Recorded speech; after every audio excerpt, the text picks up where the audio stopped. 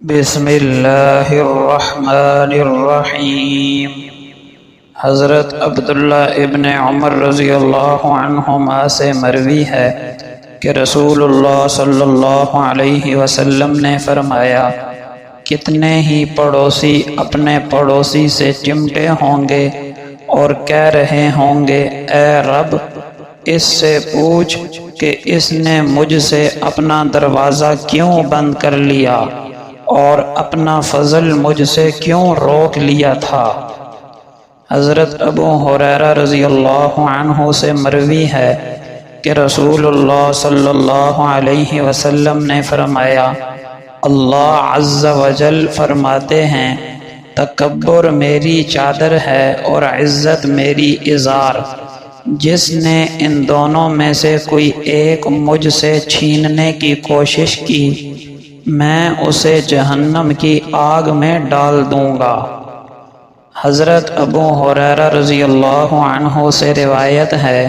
کہ رسول اللہ صلی اللہ علیہ وسلم نے فرمایا، مؤذن کی آواز جہاں تک جاتی ہے وہاں تک اس کی مغفرت کر دی جاتی ہے، اور ہر چیز چاہے خشک ہو یا تر اس کے لیے گواہی دے گی، اور نماز میں آ کر حاضر ہونے والے کے لیے 25 نمازوں کا ثواب لکھ دیا جاتا ہے،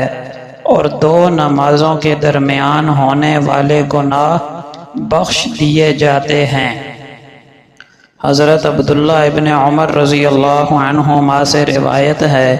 کہ رسول اللہ صلی اللہ علیہ وسلم نے فرمایا، جس شخص نے 12 سال تک اذان دی اس کے لیے جنت واجب ہو گئی، اور ہر روز اس کی ہر اذان کے بدلے 60 اور اقامت کہنے کے بدلے 30 نیکیاں لکھی جاتی ہیں۔ حضرت انس رضی اللہ عنہ روایت کرتے ہیں کہ رسول اللہ صلی اللہ علیہ وسلم نے فرمایا، کیا کوئی شخص ایسا ہو سکتا ہے جو پانی پر چلے اور پھر اس کے پیر تر نہ ہوں؟ صحابہ نے عرض کیا، یا رسول اللہ صلی اللہ علیہ وسلم، ایسا تو کوئی شخص بھی نہیں ہو سکتا۔ فرمایا، تو پھر یہ بھی نہیں ہو سکتا کہ آدمی دنیا دار ہو اور پھر گناہوں سے صاف بچ سکے۔ فائدہ، حلال روزی کمانا خود مطلوب ہے، مگر جب یہ مال آخرت سے غفلت کا ذریعہ بننے لگے تو مذموم ہے۔ حضرت عبداللہ ابن عباس رضی اللہ عنہما سے مروی ہے کہ رسول اللہ صلی اللہ علیہ وسلم نے فرمایا، اللہ تعالیٰ اس شخص پر لعنت کرے جس نے غیر اللہ کے لیے ذبح کیا، اللہ تعالیٰ اس شخص پر لعنت کرے جس نے نابینا آدمی کو رستے سے بھٹکایا، اللہ تعالیٰ اس شخص پر لعنت کرے جس نے اپنے والدین کو گالی دی، ایک روایت میں ہے کہ نافرمانی کی، اللہ تعالیٰ اس شخص پر لعنت کرے جس نے کسی جانور سے بدکاری کی، اللہ تعالیٰ اس شخص پر لعنت کرے جس نے قوم لوط کا عمل کیا، اللہ اس شخص پر لعنت کرے جس نے قوم لوط کا عمل کیا، اللہ اس شخص پر لعنت کرے جس نے قوم لوط کا عمل کیا۔ حضرت انس بن مالک رضی اللہ عنہ سے مروی ہے کہ رسول اللہ صلی اللہ علیہ وسلم نے فرمایا، وہ شخص مومن نہیں جس کا پڑوسی اس کی شرارتوں سے محفوظ نہیں۔ حضرت ابو قبشہ الانماری رضی اللہ عنہ بیان کرتے ہیں کہ رسول اللہ صلی اللہ علیہ وسلم نے فرمایا، اس امت کی مثال 4 آدمیوں کی طرح ہے،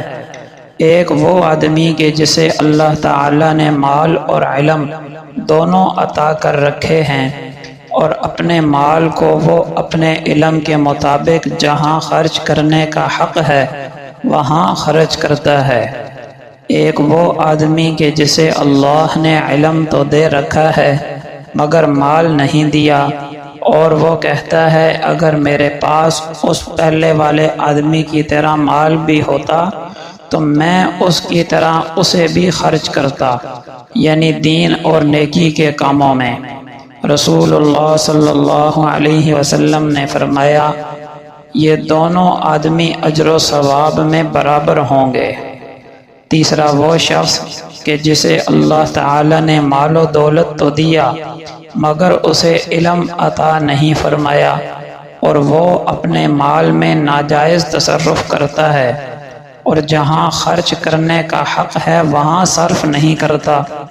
چوتھا وہ آدمی ہے کہ جسے اللہ نے نہ ہی تو مال دیا نہ علم، وہ کہتا ہے اگر میرے پاس اس آدمی کی طرح مال ہوتا تو میں بھی اس کی طرح اسے خوب اڑاتا، یعنی خوب بے جا تصرف میں لاتا، یعنی عیش و عشرت اور گناہوں میں خرچ کرتا۔ رسول اللہ صلی اللہ علیہ وسلم فرماتے ہیں یہ دونوں گناہ میں برابر کے شریک ہوں گے۔ حضرت صفیہ رضی اللہ عنہا نبی اکرم صلی اللہ علیہ وسلم کی کسی زوجہ مکرمہ سے روایت کرتی ہیں کہ آپ صلی اللہ علیہ وسلم نے فرمایا جو شخص نجومی کے پاس جائے اور اس سے تمہارے مستقبل کے بارے میں کوئی بات دریافت کرے تو اس کی 40 روز کی نماز قبول نہیں ہوتی۔ سیدنا ابو ہریرہ رضی اللہ عنہ بیان کرتے ہیں کہ رسول اللہ صلی اللہ علیہ وسلم نے فرمایا بے شک اللہ تعالی تمہاری صورتوں اور مالوں کو نہیں دیکھتا، وہ تو تمہارے دلوں کے خلوص اور اعمال کو دیکھتا ہے۔ سیدنا جابر بن عبداللہ رضی اللہ عنہ روایت کرتے ہیں کہ سیدنا عمر بن خطاب رضی اللہ عنہ رسول اللہ صلی اللہ علیہ وسلم کی خدمت میں تورات کا نسخہ لے کر آئے اور عرض کیا اے اللہ کے رسول یہ تورات کا نسخہ ہے، آپ خاموش رہے۔ حضرت عمر نے اس کو پڑھنا شروع کیا تو رسول اللہ صلی اللہ علیہ وسلم کا چہرہ مبارک متغیر ہونے لگا، چنانچہ سیدنا ابو بکر رضی اللہ عنہ بول اٹھے اے عمر تجھے گم پانے والیاں گم پائیں، کیا تو رسول اللہ صلی اللہ علیہ وسلم کے رخ انور کی جانب نہیں دیکھ رہا؟ اس پر حضرت عمر رضی اللہ عنہ نے آپ صلی اللہ علیہ وسلم کے چہرے کی جانب دیکھا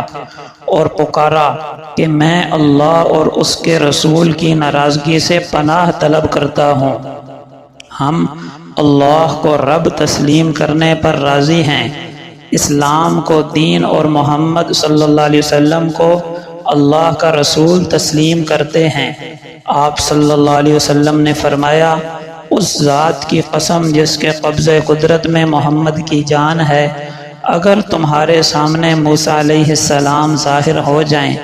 اور تم ان کی پیروی کرو اور مجھے چھوڑ دو تو صراط مستقیم سے دور ہو جاؤ گے۔